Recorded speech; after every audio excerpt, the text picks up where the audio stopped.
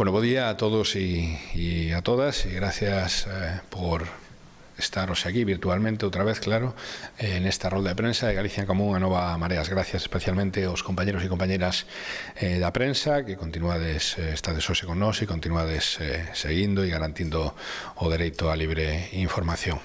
En primeiro lugar, hoxe creo que é evidente o que manda por unha parte, felicitarnos colectivamente como sociedade polo esforzo destas semanas que nos permite hoxe dar un paso moi importante que é pasar e iniciar a fase 1.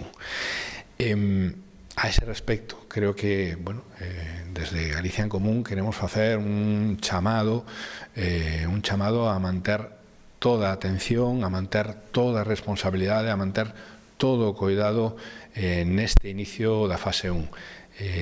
Non o dicimos nós, o din moitos expertos que precisamente esta fase, as fases de paulatino desconfinamento, son as máis difíciles. Temos que facer un esforzo máis importante.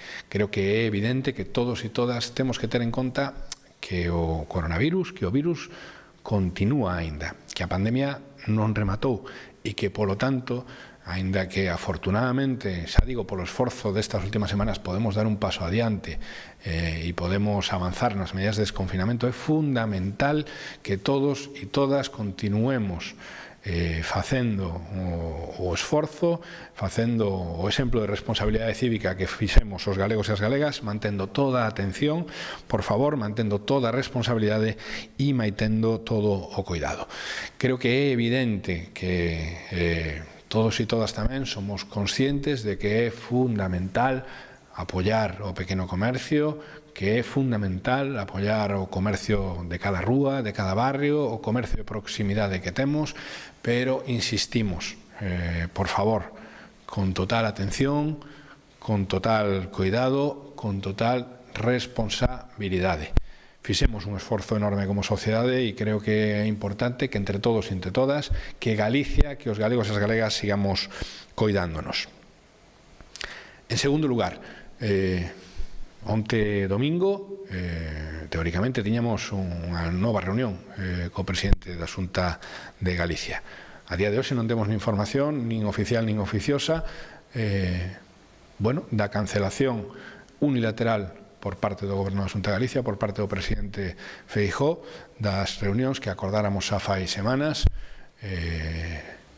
todos os domingos, despois da conferencia de presidentes, para que o presidente da Xunta de Galicia, insistimos ademais, un presidente da Xunta de Galicia con un mandato caducado, pois puidera informar, recibir propostas do conxunto de forzas da oposición. Nos parece inédito, e a mí particularmente me parece grave, ter un presidente da Xunta sin palabra.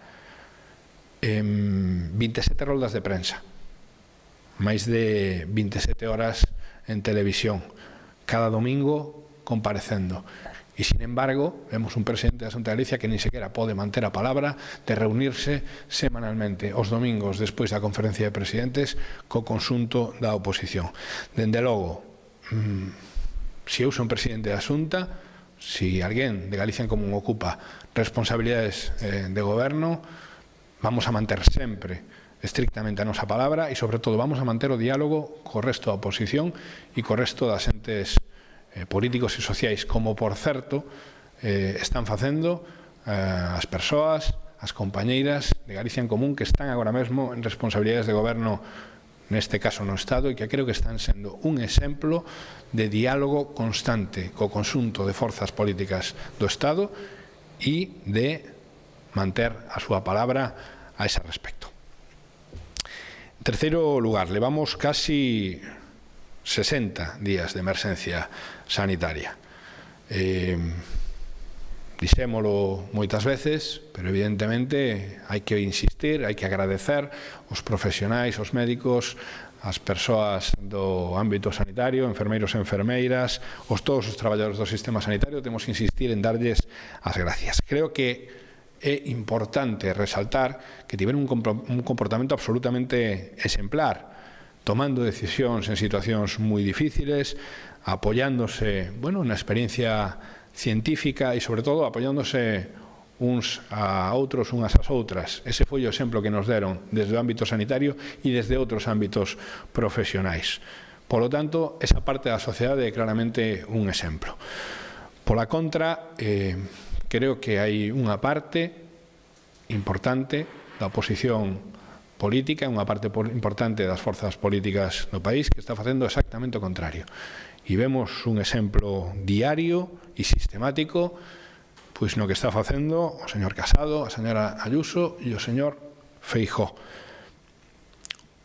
O señor Casado, a señora Ayuso e o señor Feijóo teñen que deixar de bloquear as medidas para que podamos sair da crise sanitaria, para que podamos sair da crise económica e para que podamos sair da crise social.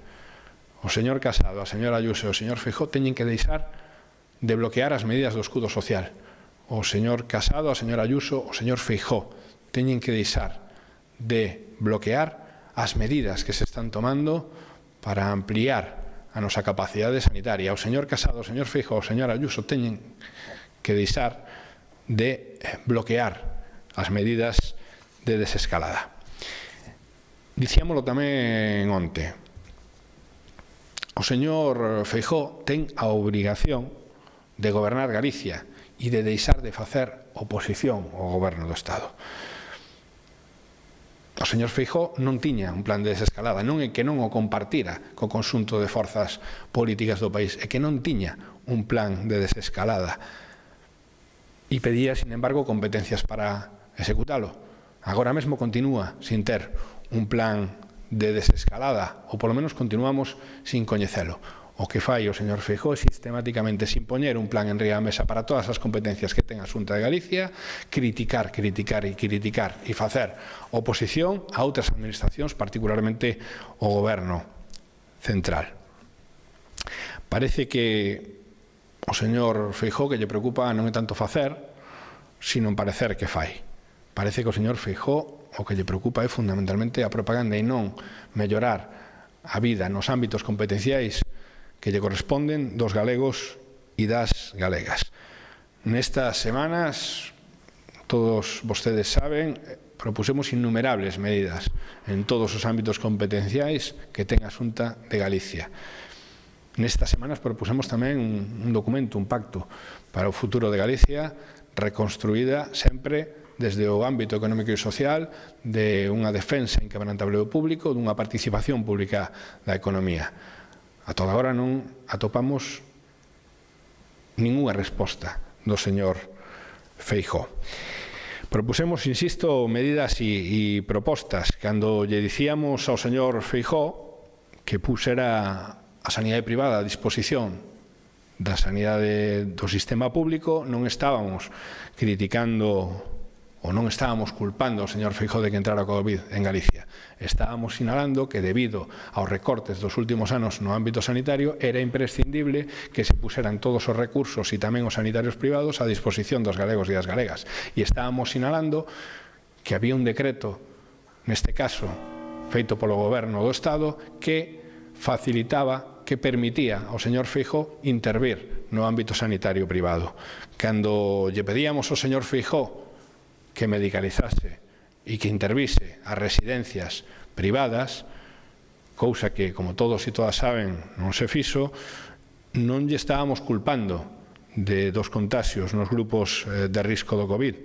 Lle estábamos pedindo que asumise a súa responsabilidade, ademais nun ámbito que tamén estaba facilitado por unha normativa desplegada polo goberno do Estado.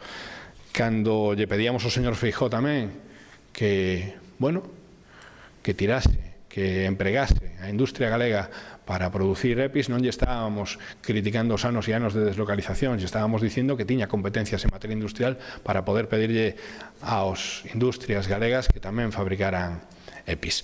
En definitiva, creemos, insistimos, que é tempo de que a oposición formada polo señor Feijóo, polo señor Casado e a señora Ayuso deixen de bloquear as medidas que nos van a facilitar no ámbito sanitario, económico e social sair da crise e que dunha vez por todas tamén o señor Feijóo, xa que el sempre di que é a principal autoridade do Estado en Galicia, pois que faga exactamente o que ten que facer, que exerce as súas competencias e que deixe de facer oposición ao goberno do Estado. Moitas gracias.